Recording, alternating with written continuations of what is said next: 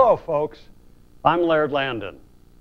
You may be watching this video because you want to understand a little more about dementia. Or maybe you do understand what dementia is, but you'd like to find a better way to explain it to the people that you work with. I first heard the word dementia when I was a very young boy. Yes, it was a very long time ago. My grandmother was taking me to visit her mother, who was living in a home.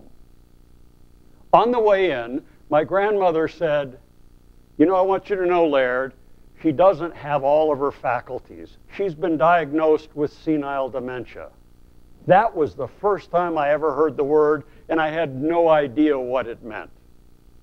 One thing I've learned since is that was the term of art used for aging issues of the mind forever, and it was thought to be a natural occurrence, like losing muscle mass or losing your gait or stumbling a little bit. So it wasn't considered a disease. It was something we expected naturally to happen. And we put them in a comfortable place and took care of them, but did not expect them to remember everything about their lives. Starting about 1900, we discovered real diseases of the brain.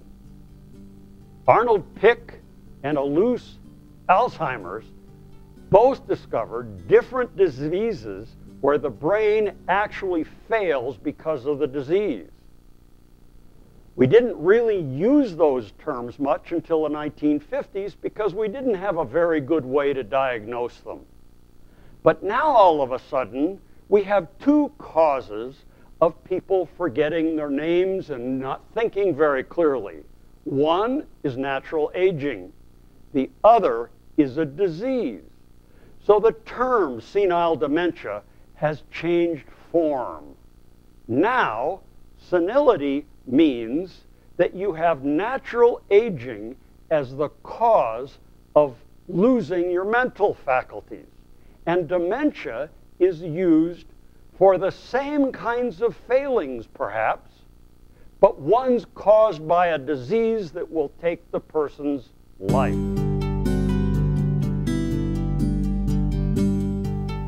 So you see, it's really easy to misunderstand what dementia is because it used to mean one thing and now it means another.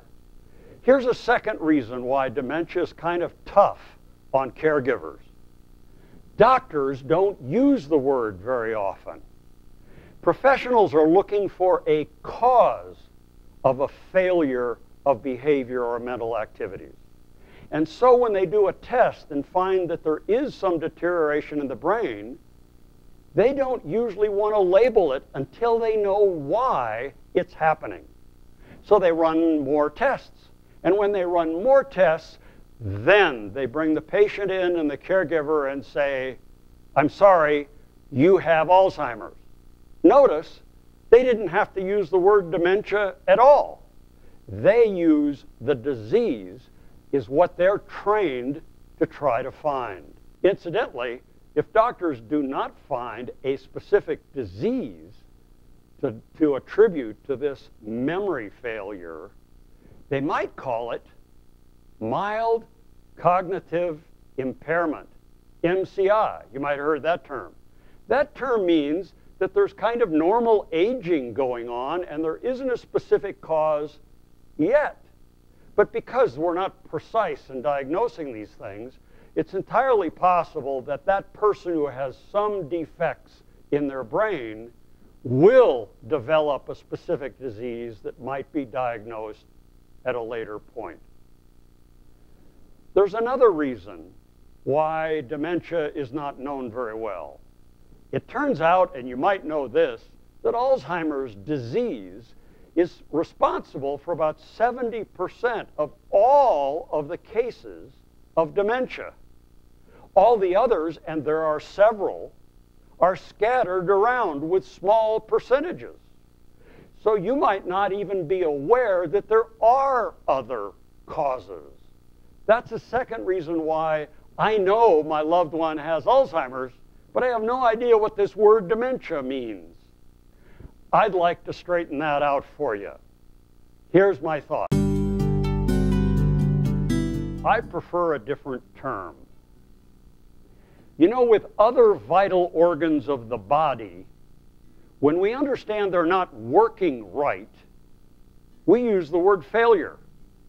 Heart failure, kidney failure, liver failure.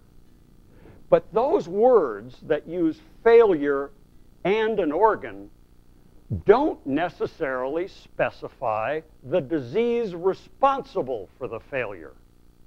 For example, liver failure can be caused by too much Tylenol.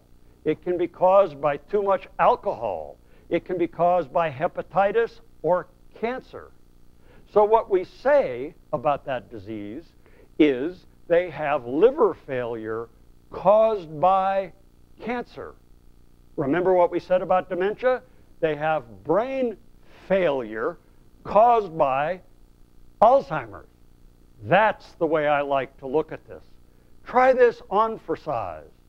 My husband has brain failure caused by Alzheimer's. Or my dad has Alzheimer's that causes his dementia.